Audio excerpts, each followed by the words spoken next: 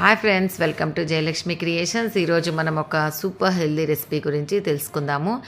ఈ అరటి పువ్వు మార్కెట్లో అమ్ముతూ ఉంటారు కదా, దాన్ని తీసుకొని వచ్చేసి ఇలాగా ఆ బడ్లా కనపడుతుంది కదా, దాన్ని తర్వాత వైట్ కలర్లో కనిపిస్తుంది కదా, దాన్ని తీసేసి పువ్వులన్నిటిని శుభ్రం చేసుకొని చివర మిగిలింది కదా, దాన్ని కూడా కట్ చేసేసుకోవాలి లేతది.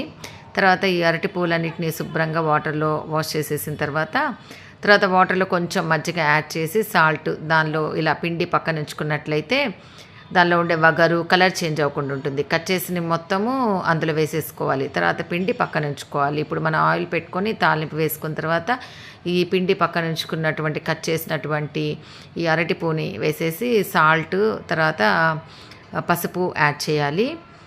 తర్వాత ఇలాగ మూత పెట్టి మగ్గనివ్వాలి. కొంచెం వాటర్ వేసాను నేను, అడుగంటకుండా ఉంటుందని చెప్పి మూత మీద.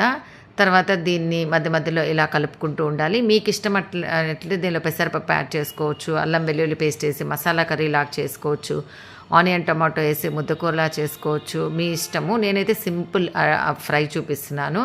లాస్ట్లో కొబ్బరి కారం వేసేసి దీన్ని బాగా మిక్స్ చేశాను.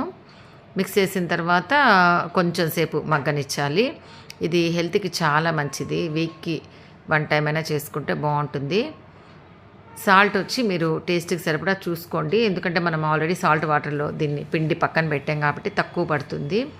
తప్పకుండా మీరు ఈ హెల్తీ రెసిపీని ట్రై చేస్తారని ఆశిస్తున్నాను ఫ్రెండ్స్.